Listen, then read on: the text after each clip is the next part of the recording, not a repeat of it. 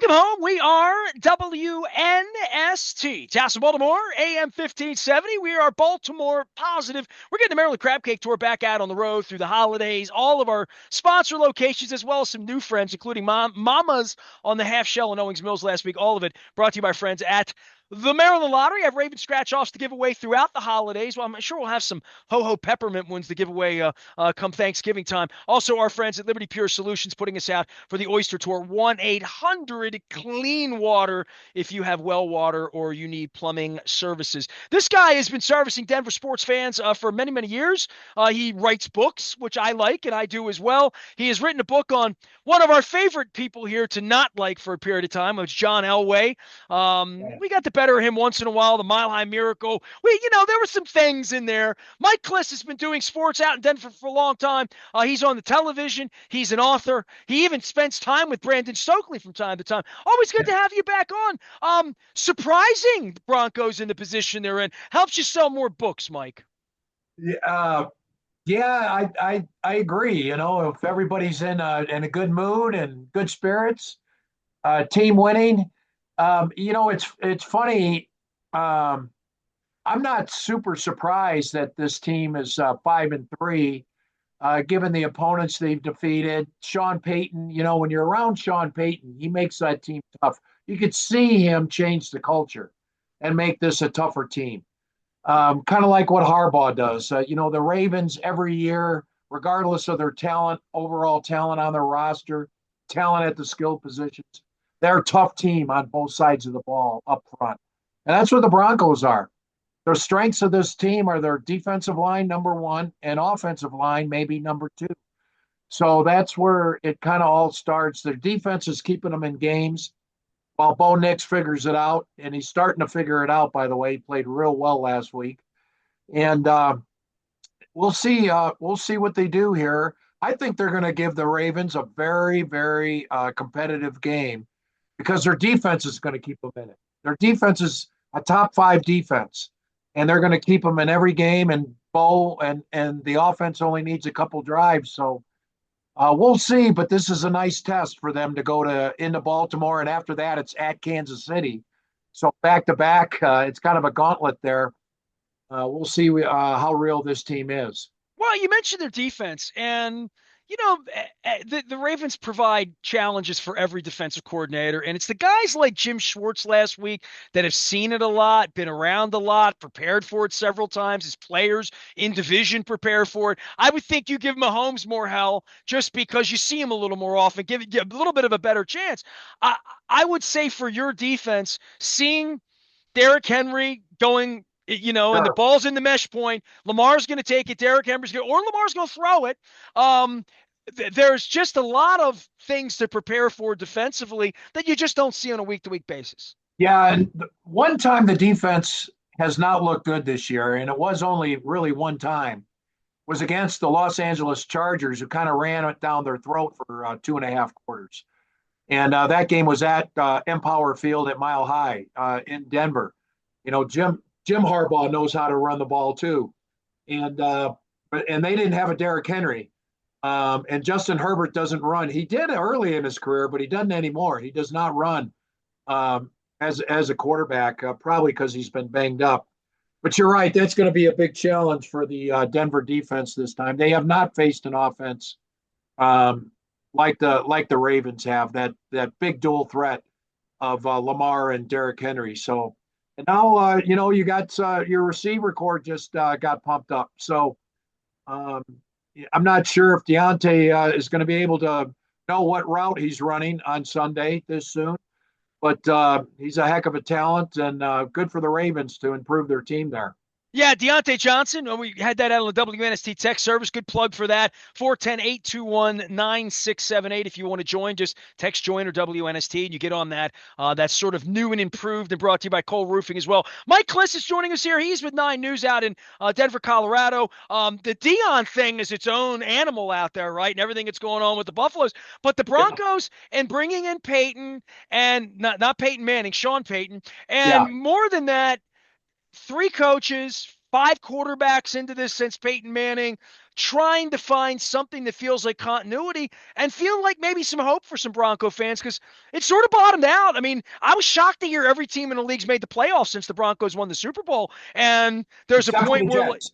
Yeah, except except the for the Jet, Jets. right? But Jets more are than the that, only ones with a longer playoff drought than the Broncos. yeah, and the Broncos Broncos won it have this all. weird thing after winning a Super Bowl of not making the playoffs for that long Yeah, period of time. Yeah. yeah. It's the Broncos there had a 44-year stretch where they're basically competitive every year for 44 years. I think that starts in 1973 on through 2016.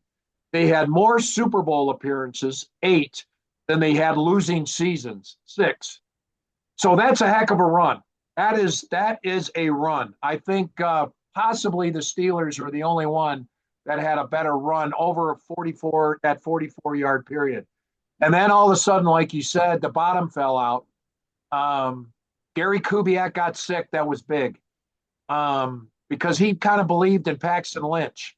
And when Gary Kubiak went down, Paxton Lynch, as the first round draft pick quarterback to replace Peyton Manning, didn't make it. And so they really foundered with both coach and quarterback because of those two instances that happened at the same time. And it's been a 7-year drought as far as winning season, 8-year drought as far as playoffs. But it does look like Sean Payton.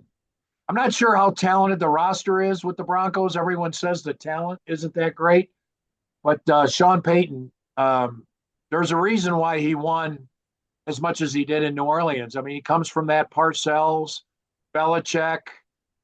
You are going to grind. You are going to be tough. We're going to have men, and he wants a specific kind of guy. The Russell Wilson thing was bizarre, but it wasn't his type of guy. And they ate 39 million, Nestor. Well, 39 that's what I was million. going to say. Your roster's depleted. Mike, I spent last week talking to everybody in Cleveland, all my Cleveland Mafia like you in Denver and Stokely this week. And I had all the Cleveland people, and I'm like, you guys are going to have a cap hit.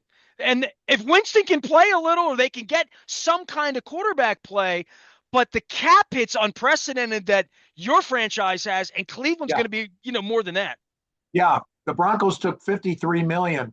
See, there was an 85 million dead cap over 2 years for Russ. And the Broncos opted to take the most. They could have taken 35 this year and 50 next year.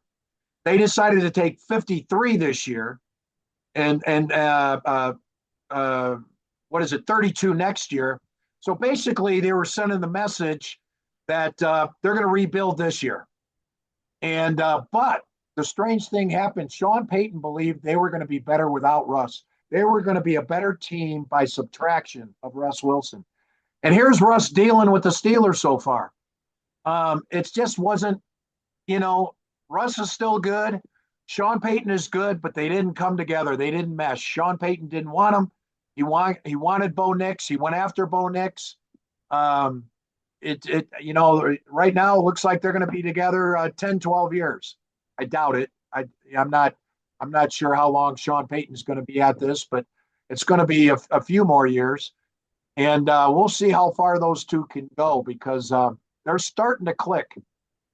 Mike, you're a young old timer like me, and when you see a guy like Peyton leave a job, take a minute off, come back Yeah, for a lot of money, right? I mean, we go back to Vermeil, and you could talk about guys like Madden that never went back. My partner Brian Billick never went back, right? Like some people just have had enough. I had dinner with Marvin Lewis 2 weeks ago or 6 weeks ago. He's back again, running around with the Raiders, and I'm yeah, like, some of these guys can't stay away. And in the case of not staying away and coming back and having the kind of energy that you need to have to revitalize a franchise like the right, Broncos, a new ownership, the Condoleezza Rice, like lots going on there that's not Pat Bowlen anymore or right. John Elway, and we'll get to your book in a minute.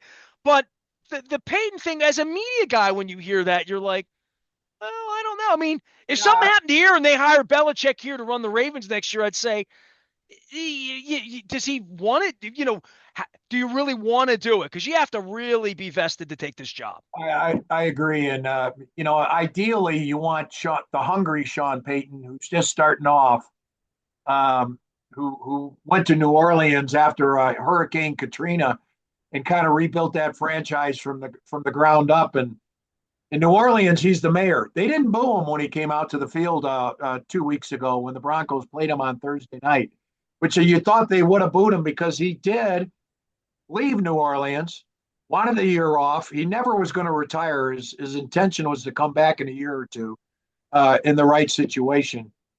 The Walton Penner ownership group was what sold him. They've got all the resources. They've poured a lot of resources into it, including eating Russ's salary, including paying Sean Payton's salary, where he's now, I guess he was number 2 last year behind Belichick, and now he's number 2 behind Andy Reid. But I have not seen the burned out coach. I have seen, and I wondered about that too. How hungry is Sean Payton going to be? And but he's been all in to the point that he's obsessed. He obsessed about some details. You wonder, Coach, what are you worrying about that for? He thinks everything matters, and that's the Parcells School of Coaching. And he's definitely all in, no doubt about it. They work till midnight every night. And he's a night owl, and so he's one of those guys who maybe doesn't hit his pillow till 2 in the morning. So it's starting to gradually and now rather all of a sudden rapidly seeing some success here. John Elway was once drafted for the Baltimore Colts. I can grab my Baltimore Colts belt buckle over here. I warned Stokely, but he told me he was going to show me the Indianapolis Colts stuff, and I'm like, please, I don't want to see that. It was, I was a 15-year-old kid. I've had Ernie Accorsi for years telling stories about how all that went down. You're still 41 years later writing the story of John Elway, which had second and third acts long after the drive game. It's amazing. Tell folks about your book, and I think there's always some fascination with John Elway and what might have been in Baltimore. Yeah. Here's the book, what it looks like, and you can get it on Amazon right there. Thank you very much, Nestor, for letting me plug it. And the idea of Triumph Publications, it's a very good-looking book, by the way, don't you think? I think that's a good-looking book. And look at the back. Look at the back, Shanahan and Elway. That's a good. He would have looked better on the sidelines with Frank Kush in a Colts helmet, but that's okay. Well, Frank was one reason. His dad wouldn't let him play for Frank Kush, and then Irsay was the other reason. But two pretty good reasons as things went. Yeah, as history turned out, he was right. We were wrong. As it turned out. But it started off with they wanted to take a revisit. The Broncos were down 7 years, as we talked about their playoff drought. They wanted to relive the glory. That fans wanted to relive some glory and the good years again, since they weren't getting it with the current team. And so it was going to be based on the 1997-98 Super Bowl teams, the first championships, back to back, with an emphasis on Elway as the most influential person in Bronco history. And it became more about the most influential person in history, Elway, with the 97-98 teams as the anchor to that. We really spent most of our time on the end of his career than the beginning. We had chapters on each stage of his career coming in. The Colts, the rookie lining up under guard, the struggles early, the drive, the Reeves years, the Wade Phillips years. But we really emphasized 96, 97, 98 with Mike Shanahan, and then finished it with a chapter on his 10 years as a general manager. Definitely the most influence. I mean, they've been to 8 Super Bowls. He's been part of 7 of them. As a quarterback, he was 2-3. As a GM, he was 1-1. And so still fascinating. He's still around. He's enjoying retirement from what I understand, although when you're John Elway, you're as busy as you want to be.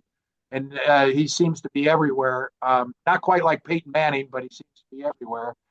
And so it's a good book. I talked to a lot of people Terrell Davis, Shanahan wrote the forward, Kubiak, Tom Jackson going back, Steve Foley, Steve Watson, all the former Rod Smith, Ed McCaffrey, He all the touched former. everyone, every era. Because we talk here like about Ozzy being a Hall of Fame executive for Yeah, what he's done. Elway did 10 years and two Super. Like, I don't know what the standard would be just on that end, but when you yeah, talk about those, I was at the Drive game, and so was Ozzy, by the way. yeah, So was Ernie Accorsi, right? yeah, So that era and Watson and those players and the Gratishars and the guys that were yeah, the Craig Morton era and yeah. the Red era that came through, Orange Crush era. Like, he touched everybody who ever touched He anything, did. right? And, Literally. and I thought, the one thing that I thought was interesting when he came in '83, and Elway was huge, not always for the good reasons. Everybody thought he was the spoiled brat from California. Terry Bradshaw kind of manifested that reputation for him. Is this Uh, where I say play baseball and Oneonta my yeah, ass? let Is him there, go play let me, yeah, baseball. I'll throw that in there. Go ahead. I'll Yeah, have a little very fun with you. good. Boy, your memory is sharp. I've Uh, been doing this for 40 years, Mike. So yeah, yeah. well, I've been doing it for 40 years too, and I don't remember what you remember. I had to look everything up online. It was a labor of love, by the way, this research project. But It always is. It always is. yeah, but there was no resentment from the Orange Crushers. They were great themselves, and Elway stole all the attention from everybody else. Tom Jackson, they didn't care about him anymore. Billy Thompson, Barney Chavis, they didn't care about the Orange Crushers anymore. It was all Elway.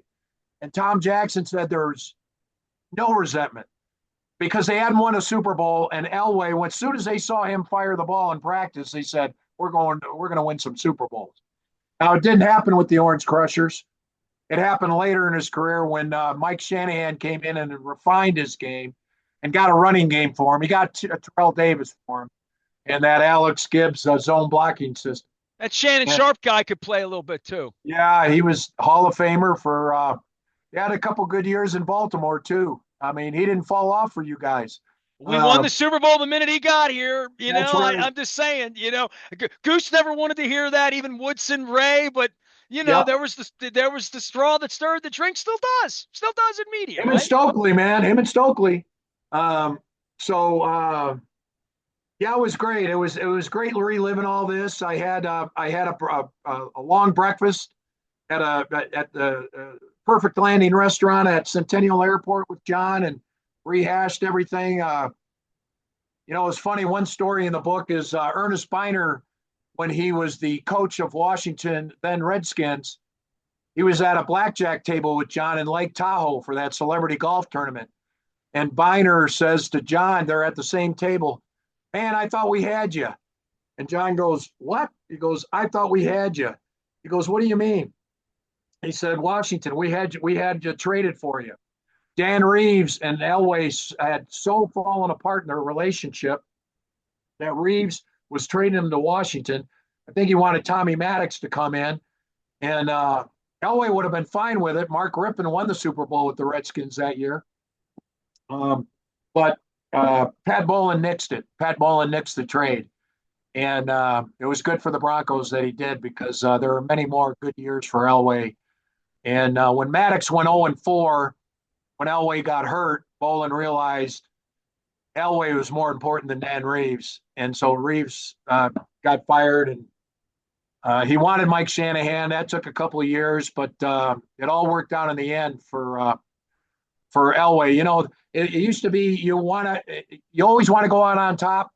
Now you want to go out like Elway, back-to-back Super Bowls to finish his career. Yeah, Peyton Manning went out on top. Ray Yeah, Lewis went out on top. yeah, Jerome Bettis. The only handful of guys. Elway went on top a couple times though, and yeah, that's back to back. amazing. The book is available. Mike Klis is our guest. He's out of Channel 9 in Denver, doing great work out there. Also hanging out with Deion Sanders in town as well. So lots going on, and a 5-3 football team coming to Baltimore this weekend. Sort of upstart, surprising, and I'm expecting, like you, Mike, a really competitive game on Sunday. I really appreciate your time as always for coming on schooling us on Broncos history. Next time it'll be Avalanche and Rockies and Nuggets, but not in this lifetime. So I we got got you. Broncos Ravens action. I appreciate you. Thank you very much for coming on. All right, Nestor, go get them.